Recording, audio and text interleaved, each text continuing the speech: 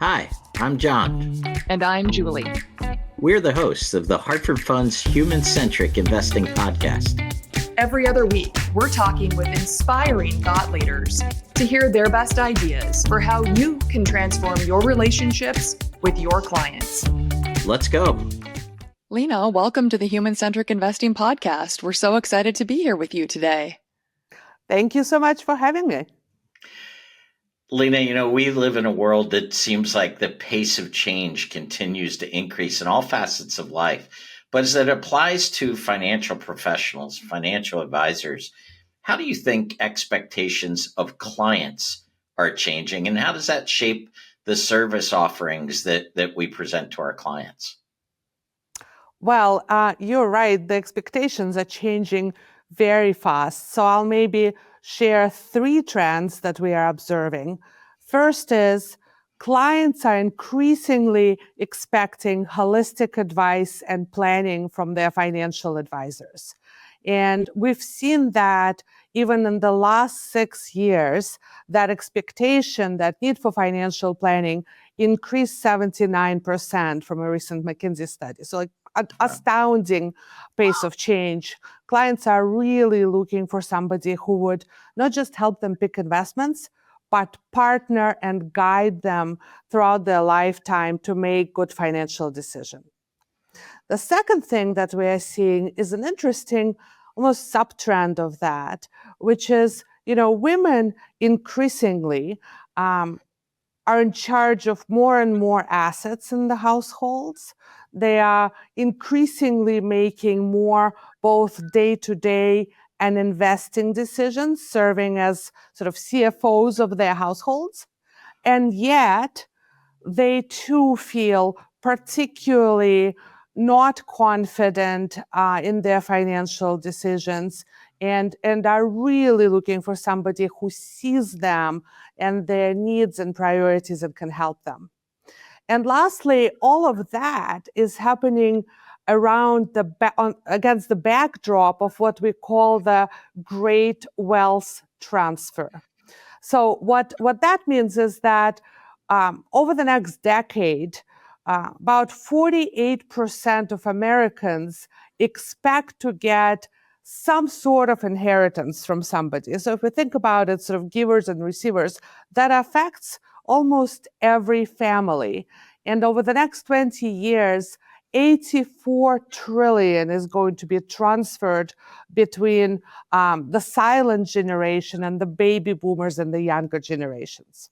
And so it's not just that the client expectations are changing, it's also who our clients are. That's also changing.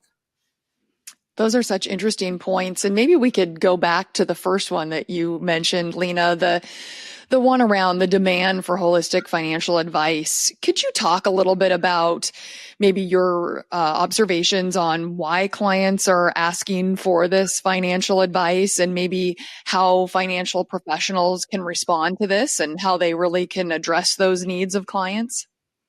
Yeah, that's a great question. We did an in-depth study to understand what is it that clients and their families most care about. And it was interesting, regardless of their age, regardless of how much they have in terms of assets, what American adults told us is that fundamentally they care about 4 areas. We call those 4 pillars of life. The first one is purpose. What is my purpose in life, in my work, in what I do for the community? What does this mean for me? The second is well-being, both physical and mental well-being and health. Third is family, spending friends with people who bring you joy, family, friends, loved one. And the fourth is financial. And it's interesting how financial stability and security is the fourth, almost like a foundational area, because when people are confident in their finances, they're also more successful in terms of those other 3 areas. And so our clients are looking for a financial advisor who really takes the time to go through what we call a deep discovery process and really understand, how does the client think about their life, their values, their legacy, and do that not just for the individual, but for an entire family and oftentimes across generations. Lena, one of the questions I have is about the financial advisors themselves. When we talk about this topic of holistic advice, it pulls in a lot of topics other than just straight investment advice. It can involve taxation, estate planning, even the psychology of retirement and living. And so when you think about all we ask advisors to do, two things. One, I read a recent study that said that the financial advice profession is rapidly aging at the time that the demand for services is going through the roof. So how does Edward Jones think about future growth in terms of the number of advisors that you'll have out there? And then how are you preparing advisors to provide this holistic advice? Yeah, that is such a great question because we're in the middle of this now. We see the demand for holistic financial advice increasing, the depth of the conversations, the breadth of services, that is all increasing. But the number of financial advisors in the industry is decreasing, resulting really in an advice gap. The industry will need around 50,000 more financial advisors by 2030.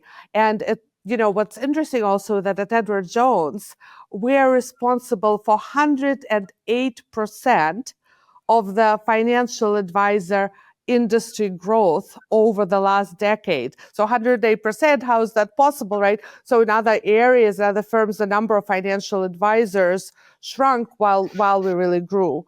What I am, though, really heartened by is, we are observing how financial advisors are thinking about delivering on the need for holistic financial planning. And I increasingly see our financial advisors pursuing various designations, most notably CFP, Certified Financial Planner designation. So at this point, we have over 5,000 financial advisors with CFP designation, and that's increasing almost on a daily basis. So that tells me that financial advisors see how critical it is to deliver holistic financial planning to their clients, and are investing their time and their energy in partnering with clients that way. Lena, will this financial planning foundation aid financial professionals in the great wealth transfer trend that you mentioned at the beginning of our conversation?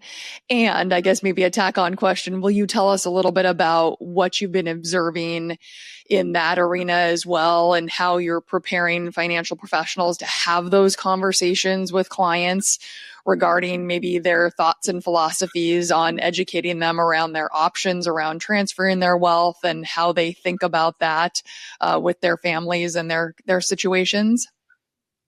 Yeah, Julie, absolutely. It's a great question because when we think about the wealth transfer, we're not just talking about, securities or dollars and cents.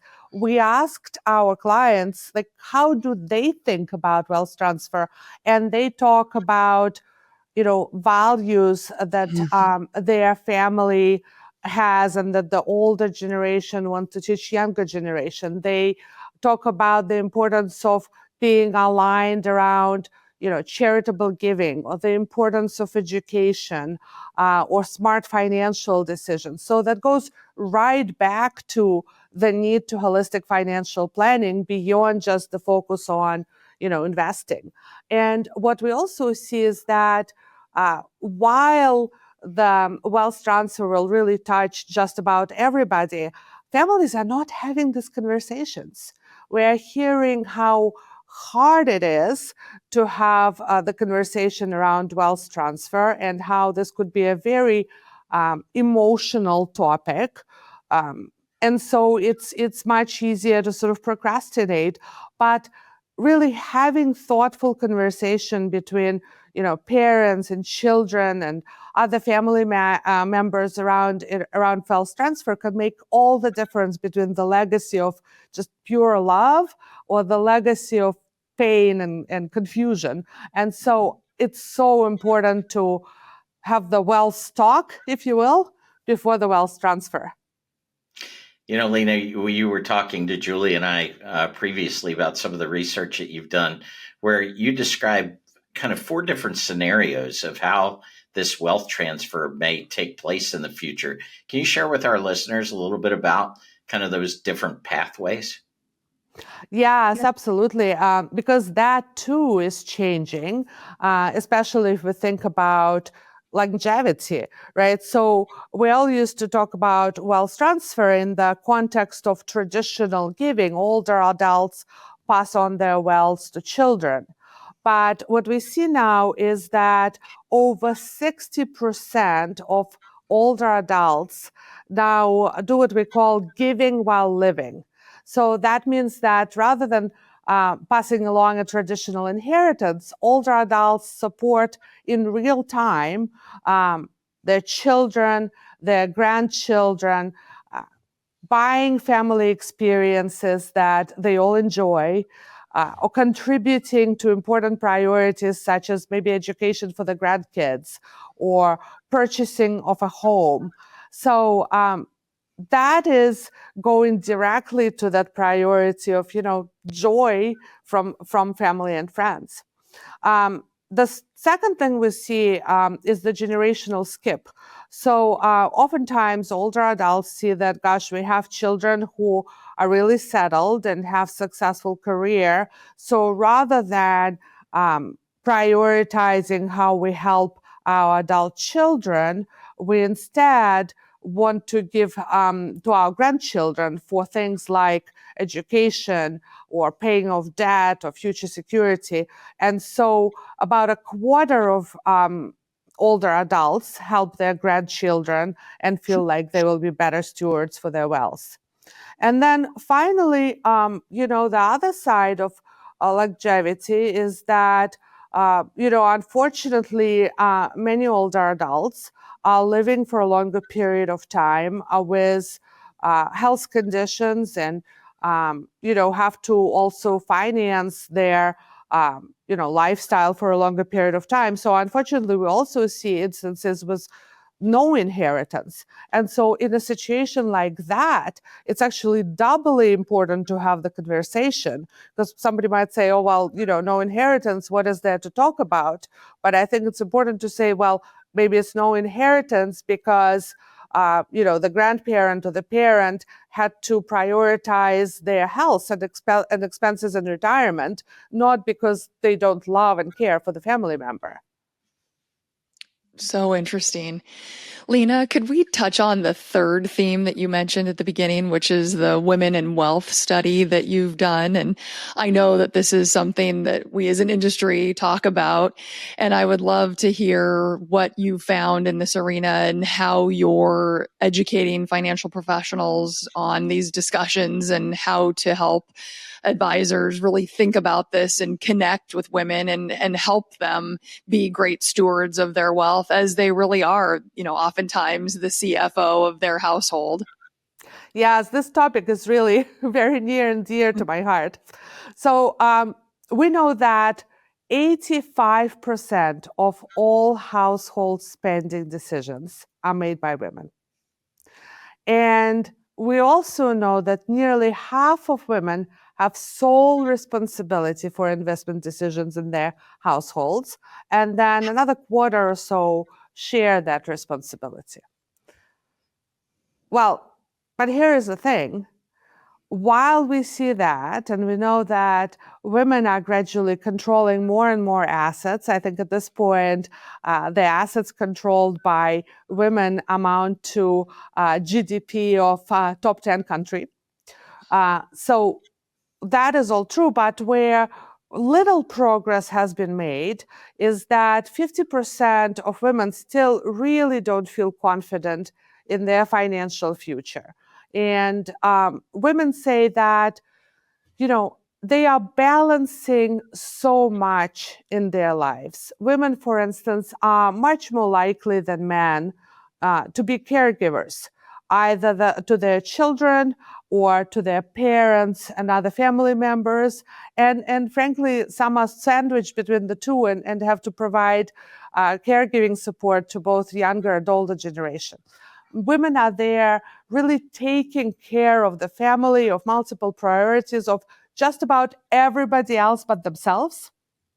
And so what we see is that women really need help getting educated, getting confident, and also creating that time and headspace to focus on their future, not that just the day to day. And we know that a financial advisor can be particularly helpful in serving as a guide, but also an accountability partner to a woman, making sure that there is a holistic financial plan that builds towards a secure retirement and that takes into account all the different needs, wants, wishes of the woman they're planning with and her family. Lena, I'm going to switch gears on you a little bit because I'm interested in, one of the things that the entire industry has wrestled with, especially post-pandemic, is the kind of communication channels, right? I know, look, for having worked with Edward Jones and your advisors in the field for many, many years, Edward Jones is just known for that heavy local high-touch presence. 2020 rolls around, the pandemic rolls in, everything shuts down for a year or so, right? And then, but we're still carrying out or expected to carry out the holistic services, if you will, for our clients. Now we get on the other side of the pandemic over the past year or two, and there's kind of a thaw in terms of we can see our clients again. How does Edward Jones guide their advisors in terms of navigating virtual, in person? How do you train your advisors to think about the optimal service model given the new forms of technology and communication? Well, you're right. Edward Jones is known for deep, personal, trusted, and high touch relationship with our clients. And this did not change during the pandemic at all. In fact, going virtual using Zoom gave us the flexibility to serve our clients even more completely and meet them where they are, literally. So Zoom, for instance, it didn't replace face-to-face interactions. We see that what it did was replace the traditional phone call.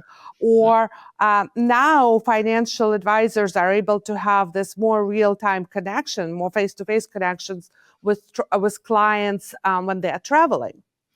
But what was really fascinating to me is we also wanted to understand what are the trends in terms of younger investors.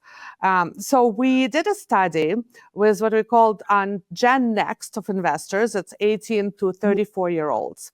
And we thought, well, this generation grew up with all sorts of digital devices. Surely they want digital first interaction model.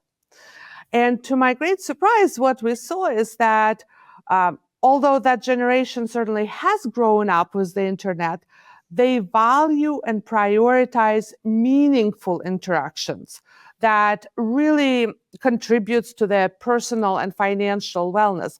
And so 66% said that they prefer face-to-face connection with a financial advisor because they really want somebody who they can trust, who they build relationships with over time, and who really sort of sees them and their priorities and values. I thought that was just really fascinating. It is. It's kind of a counter to what I think many advisors would even think.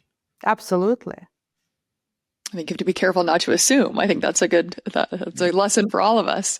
Yeah. I'm curious, Lena, what is Edward Jones's approach to AI? How are you utilizing it? What is your philosophy? Is it a blended approach?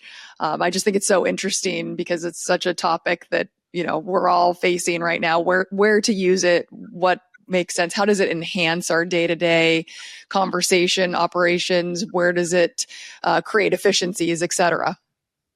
Yeah, that's such a great question because, we talked about the pace of change. AI is a great example of that. And so we think about two types of AI, artificial intelligence and advisor intelligence. And we really think that it's the two together. It's the financial advisor armed with AI who is going to be most effective, because financial advisor brings that human intelligence, that empathy, the listening for what is said and what goes unsaid, the true understanding of emotions and goals and priorities. Now, at the same time, we at Edward Jones have this amazing privilege of helping so many clients. We have over 500,000 interactions between clients and our financial advisors every single week. Wow. So for us, AI is an amazing tool to bring all of this knowledge, both transactional and relational, to the fingertips of financial advisors when they need it in the moment of helping clients with their unique situation. So, Lena, I want to take a step back to one of the things we talked about earlier, the great wealth transfer. And when we think about, so as I think about the things we've already talked about on today's podcast, we talked about, kind of the breadth now of discussions that go on, the multi-generational approach to involving family members in the talk, as you said it, or the family money talk.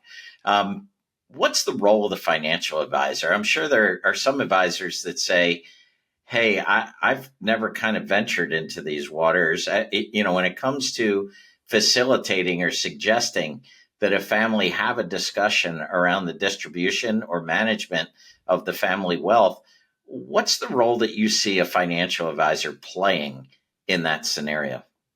A really important role. So vast majority of our clients say that having a financial advisor in this process really helps, both from the emotional standpoint and sort of tackling the procrastination issue, Mm-hmm. as well as from getting ready with a financial plan standpoint. And so there are four roles that comes to mind. One is financial advisor can be the organizer and the agenda setter. So, wealth transfer conversations don't happen very well if family members are ambushed in the middle of a Thanksgiving conversation, right, at a dinner table. A financial advisor can work with a client to prepare in advance, who should participate in the discussion, or where can we have a conversation. Maybe their office, kind of neutral ground, is the base setup. What should be covered in the agenda? How can everybody come prepared with their homework? The second role financial advisors play is that of a coach and an organizer. So financial advisors have a good perspective on, what are all the different facets involved in the conversation? What are different financial professionals who should be brought in? So maybe having a tax professional at the table, or having an attorney at the table, or maybe somebody who can provide really that facilitation in terms of family dynamics conversation would really help. And financial advisors can bring those different professionals to the table and organize and be the central point of interaction. Thirdly, our financial advisors, of course, have the role of a planner. So it's engaging the client, engaging the family to develop and implement a full wealth management and inheritance plan, and make sure that, life happens. They review it with clients on a regular basis and see if any of the priorities of family situation has changed. And then finally, the execution of the plan. So, when a loved one passes away, it's so empowering to know that financial advisor has got the client in terms of the logistics, in terms of the plan, and the client can focus on being there for the family and on their own emotion.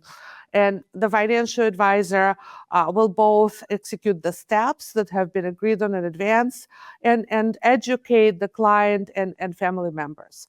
But, since you asked me about the wealth transfer and the role of advisor, I can tell you that the most important role a financial advisor can play is to really impart to their clients. Please don't procrastinate. Have this discussion with your family now. It makes so much difference, and it's worth separating the emotions from the financial conversations and encouraging the family to have that talk.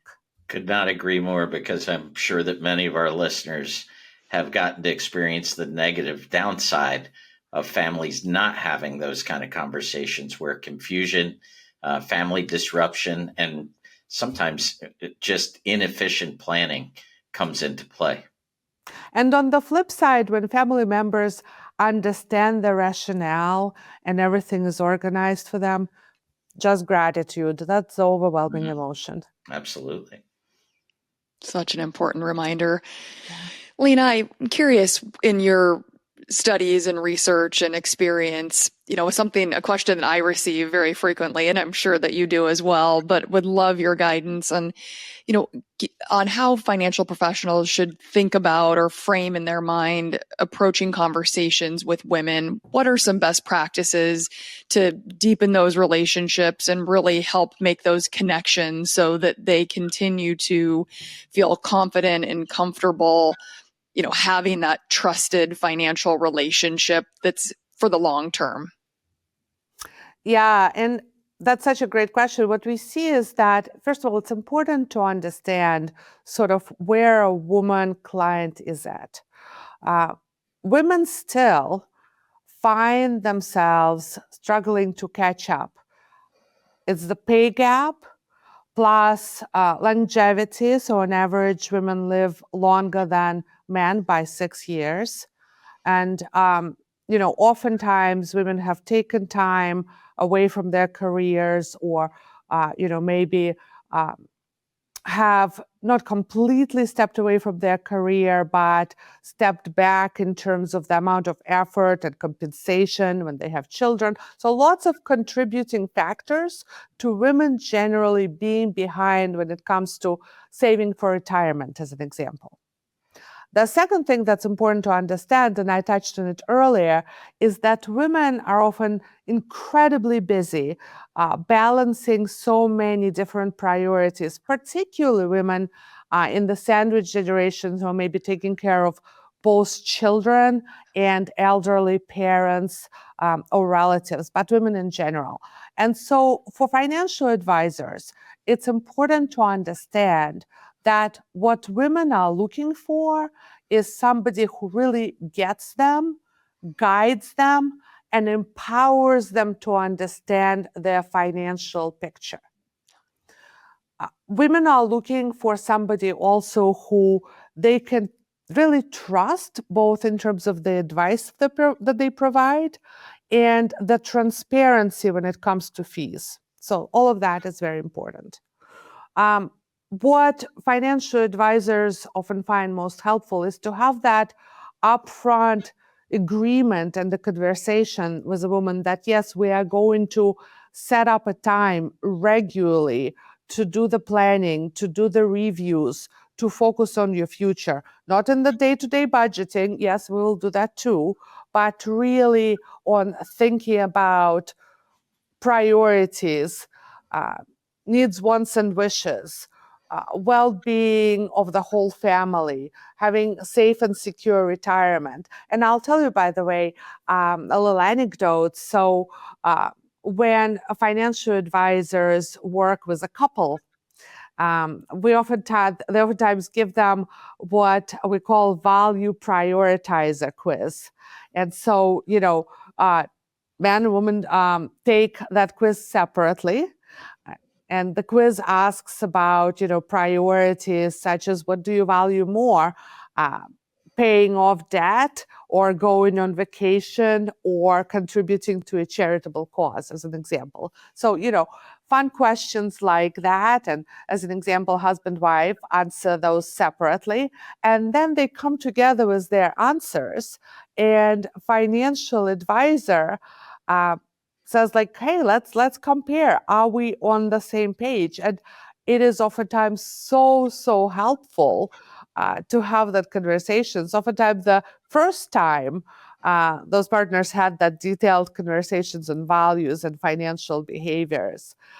So that's another really great example of how to engage, women in the context of, the household and the broader family. Well, Lena, as you know, the title of our podcast is the Human Centric Investing Podcast. And one of the things that we like our listeners to participate in is to learn a little bit more about our guests. And we have a couple of ways to do that. But the first is just to ask you to share a little bit about, outside of your role at Edward Jones in terms of financial planning and many of these topics that we talked about. Can you tell us a little bit about your background? How did you get interested in the industry? Kind of what path did you follow to your current position at Edward Jones? I think our listeners would be very interested to hear that. Well, thank you for asking me that question. My interest in the industry goes back to, sort of my background, my childhood. I came to this wonderful country together with my parents when I was a teenager. And so with my family and being part of this community of recent immigrants to the US, what I saw is there are a lot of really smart, well-educated, super hardworking people building their lives again from scratch and working towards that American dream. And I also saw, and even in my family, how financial services industry, wealth management, it's just tough. It is very different. It is confusing. Um, there's all this terminology. It's intimidating. My family and so many others could have been impacted so much if only they had somebody who they could trust, who could educate them, who could guide them towards making good financial decisions so that the money that they just worked so hard to earn is working hardest for them. Mm-hmm. And having that trusted person, having that guidance could just make so much difference for those families. And so ever since then, this is kind of my purpose of how do we help clients and their families make financial decisions that better their overall lives? And how do we focus on clients in particular who wouldn't get that help otherwise? That's a great story. Thank you for sharing that. Yeah. Now, if you're up for it, we would love to move into our tradition on the Human Centric Investing Podcast, which is our lightning round question. So this is just quick, top of mind answers, again, to get to know you a little bit better as a person. So if you're willing, we'd love to get the ball rolling. Sure. Okay. Let's see what Perfect. it is. John, do you want to kick it off? Sure, absolutely. Lena, are you a morning person or a night owl? Oh, definitely night owl. In fact, I started drinking coffee when I was in business school because we had study groups at 6:30 a.m. And so it was the first time in my life that I said, all right, I'm going to drink this bitter liquid so that I could stay awake for my classmates.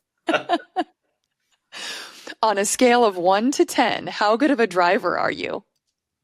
Now, in my personal opinion, because I'm a safe driver, I'm going to give myself an 8 or a 9. Now, if you ask my teenagers who have the need for speed, 3.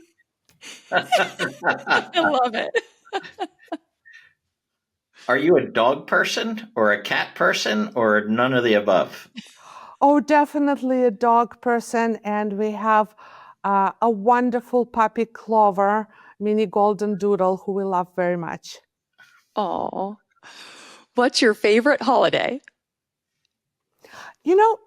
I like Thanksgiving a lot kind of going back to my previous story, our family came to the US just a couple of days before Thanksgiving. And so for Thanksgiving, we always get together as a family, and it's almost sort of Thanksgiving, the traditional holiday, but also celebrating the start of our journey here as a family. Wow, that's that's awesome. very special. Yeah. What's your ideal outdoor temperature? If you could pick any temperature, what's your favorite? Low 80s, strolling on the Wow, beach. warm. Oh, that's toasty. Are you a fan of a paper to-do list or a digital to-do list? Oh gosh, so first of all, I absolutely live by the to-do list, Yes. paper or digital. But I'm really trying to switch to digital in general. So I'm going to aspirationally go with digital. Perfect. What is your favorite vacation destination, either in the United States or really anywhere in the world? If you could spend 2 weeks anywhere around the globe, where would you do it? Gosh, I love the beach. And so beach destinations are wonderful. Over the recent Christmas break, we went to Costa Rica with the family, and that was great. So I don't know if it's the most favorite destination, but it is certainly a lovely one. Excellent. Would you rather travel to the past or to the future? I'd rather travel to the past because books like Macbeth taught us about the dangers of knowing too much about the future. I would learn from the past and live out my purpose in the present and just see what happens. My last question, Lena, is would you describe yourself as an introvert or an extrovert? I'm somewhere in the middle. Okay. I love spending time with friends I know closely, and I draw a lot of energy from that. I am a little bit less extroverted when it comes to, super large crowds and events. Mm-hmm. Mm-hmm. What's the first concert you went to? I'm going to go with Paul Simon. Nice. That's a good Yeah. one. When I was a child, my parents took me. Excellent. Well, we can't thank you enough for joining us here today on the Human Centric Investing Podcast. I know I've learned so much, and thank you for such an engaging conversation. Thank you so much for having me. It's been such a pleasure. Thanks, Lena. Thank you. Thanks for listening to the Hartford Funds Human Centric Investing Podcast. If you'd like to tune in for more episodes, don't forget to subscribe wherever you get your podcasts. And follow us on LinkedIn, Twitter, or YouTube. And if you'd like to be a guest and share your best ideas for transforming client relationships, email us at guestbooking@hartfordfunds.com. We'd love to hear from you. Talk to you soon. The views and opinions expressed herein are those of the guest, who is not affiliated with Hartford Funds.